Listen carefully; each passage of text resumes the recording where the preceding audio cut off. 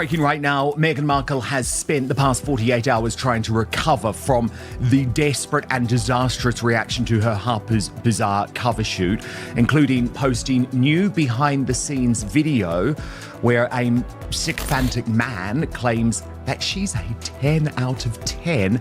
At the same time, we've learned more information about exactly how she's getting around America. Yes, another rich friend has started loaning her a private jet. Victoria Jackson made a critical error in timing when she chose to play the role of the friendly billionaire landlord. The drama that has since unfolded between her, Meghan, and Harry is the kind of chaotic mess even reality TV might reject for being too far-fetched. And trust me, that bar is buried deep underground. What started as a simple, generous gesture has exploded into a full-blown saga, one that's messy enough to make even the most seasoned media moguls raise their eyebrows. It began when Victoria, minding her own business, building empires and living the kind of life that allows her to buy a jet one day and forget about it by the next, decided to lend a helping hand to her friends. She handed Meghan and Harry the keys to her private jet. Because, as it seems, friendship means trusting people with assets that most nations could never even dream of owning. And how did they repay her? By treating the jet like it was a library book, one that's never getting returned. Now Victoria is furious. She's suing, and she's done with both of them. The friendship has ended. The smiles have vanished. The door to her expensive hospitality has slammed shut, with a force that signals the situation has spiraled far past awkward. Victoria didn't even give them the opportunity for the polite, thin-lipped warning that usually comes before you set boundaries. No, she skipped right to the consequences. You can only imagine the level of betrayal needed to push a billionaire to involve her lawyers. To make that call, you really have to push a person's limits. And here's the thing. When you're friends with Victoria Jackson, comfort isn't just a luxury, it's a given. Victoria doesn't just have houses, she owns properties like most people own phone chargers. A palace in New York that practically swallows the block. A Beverly Hills estate that must glow like a beacon in the night.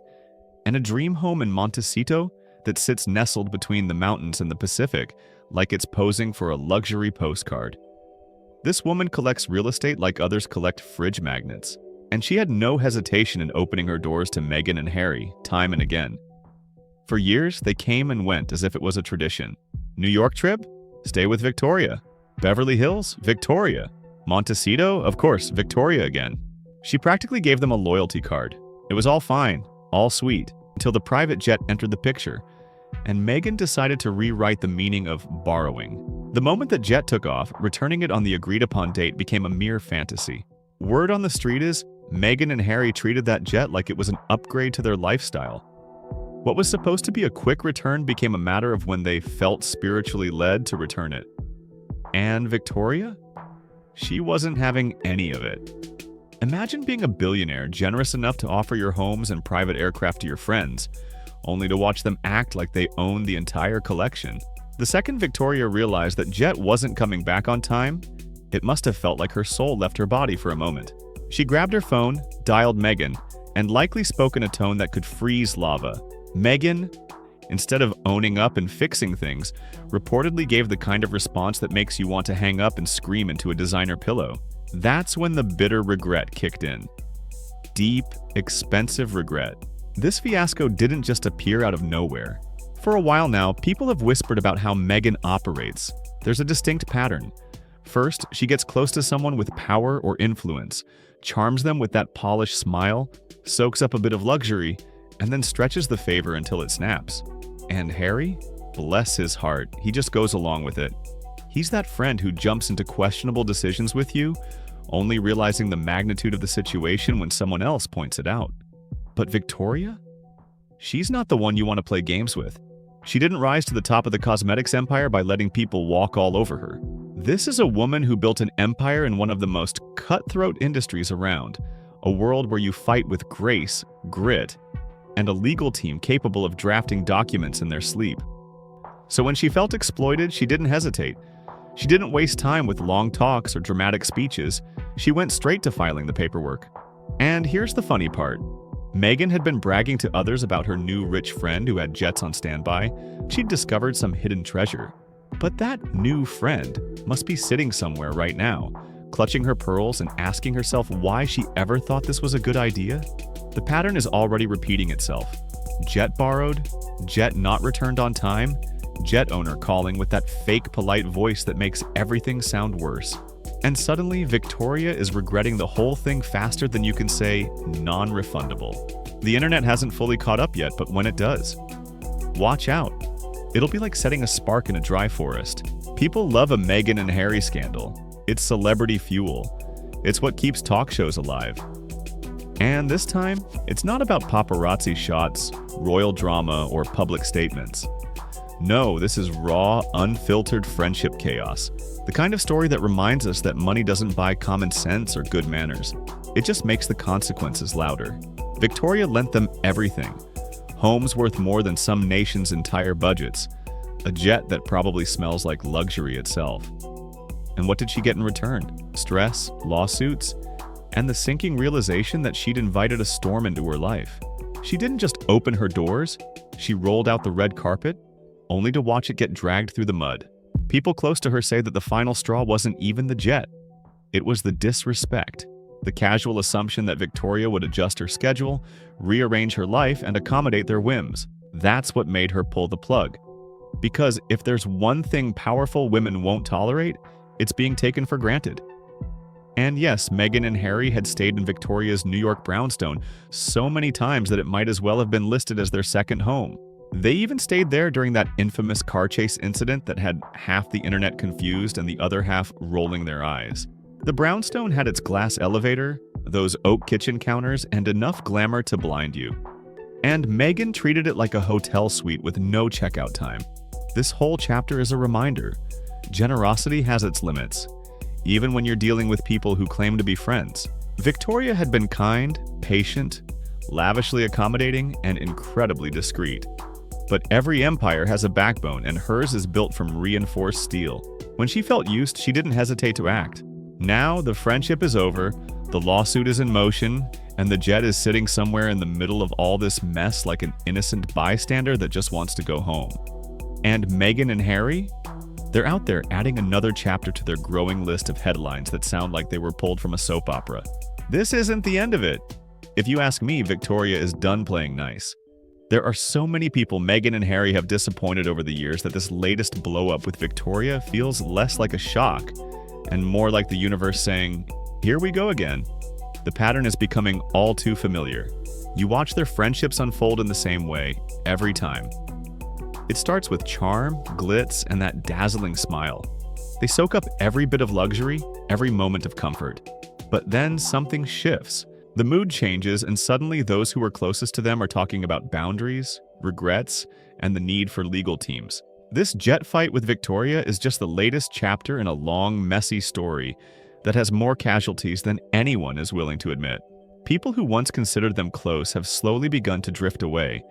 Not because they're cruel, but because the energy is always the same. Everything is smooth as long as Meghan and Harry are benefiting, but the moment they're expected to reciprocate, respect the rules, or simply return something they've borrowed, things fall apart. And that's when people begin to step back with that quiet, tired look that says, "I've had enough." Take Victoria, for example. She was one of the few who treated them like family. She opened her doors, her private spaces, her wealth. She trusted them to act like responsible adults, but even she wasn't immune to the pattern. And if a billionaire with her patience and resources has reached her breaking point, imagine what the rest of their former friends have gone through. There are whispers in industry circles about people who tried to help them, people who wanted to be allies but ended up regretting it. They offered guidance only to be shut down when their advice didn't align with Meghan and Harry's preferred narrative. Hollywood insiders remember when Meghan and Harry first arrived in California. The town welcomed them with open arms. Every top publicist, producer, and CEO wanted to be part of the royal wave. It was glamorous, exciting, new. But Hollywood has its own radar. Once people saw the mood swings, the constant demands, and the tendency to blame everyone else when things went wrong, the inner circle slowly started closing its doors. Many don't say it publicly, they still want to be polite. But behind the scenes, there's a shared line. Great at first, exhausting later. And it's not coming from their haters, it's coming from people who actually wanted to be friends. The royal side isn't any different. Meghan and Harry left the palace with a long list of grievances, But if you talk to those who were close to them back then, the story isn't so simple. There were staff members who gave everything, who worked overtime to protect their privacy, their schedules, their lives. People who bent rules to make them comfortable. And in the end, many of those people walked away feeling unappreciated, disrespected, or blindsided. They never spoke publicly, not because they were happy, but because they were loyal to the institution. That silence speaks louder than any interview. Then you look at the friendships that simply faded away. People who once attended dinners, who once laughed together, but now quietly stop returning calls. They don't want their names attached to the constant drama. They saw the warning signs long before the world caught up. Because once your reputation becomes a swirl of scandals, interviews, and public fallouts, people begin to distance themselves. Not out of malice, but out of fear of being dragged into the storm. Meghan and Harry seem to move from host to host, from ally to ally, leaving a trail of awkward endings. Some say it's because they always feel misunderstood. Others say it's because they live in a world where reciprocity feels optional. A friend offers, they accept, and the boundaries blur. When the friend tries to set limits, the relationship cracks. This latest drama with Victoria might feel new to the public, but behind the scenes, it's the same old formula. Someone helps them. Someone trusts them.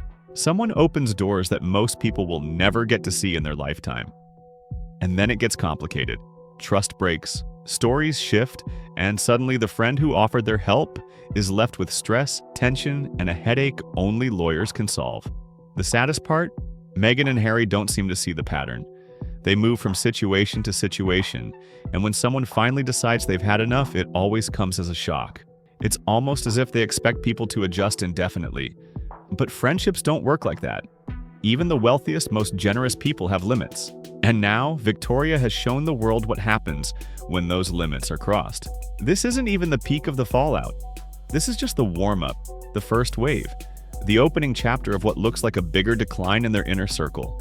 Once one wealthy friend stops tolerating bad behavior, others start to take notice. People compare notes, people talk quietly at dinners, they start asking each other, is it worth the stress? And when that question begins to circulate, they're in trouble. There's also the public perception. Each scandal chips away at their likability. You can only talk about your truth for so long before people begin to wonder whether the problem lies with the company you keep or the decisions you make. When every few months there's another blow-up, another fallout, another lost friend, the picture becomes clearer. Something in their circle keeps breaking, and it's not always the other person. Victoria's experience is already circulating through the circles that control major opportunities. If someone with her level of patience and kindness has reached her breaking point, imagine how quickly others will snap. People with less money, less time, and less tolerance will simply walk away as soon as they sense drama approaching. This situation is just the beginning of a much bigger shift. As more people step forward with similar stories, the illusion of endless support will fade. The world will start to see the cracks. Meghan and Harry will eventually realize that alienating the people who help you is a dangerous game. Friends in high places aren't just company. They're protection networks, shields, lifelines. Losing that isn't just disappointing. It's costly, it's lonely. And once the doors close, they rarely open again. Victoria isn't the last one to let go of this friendship. She's simply the first to make it official. And something tells me she won't be the last.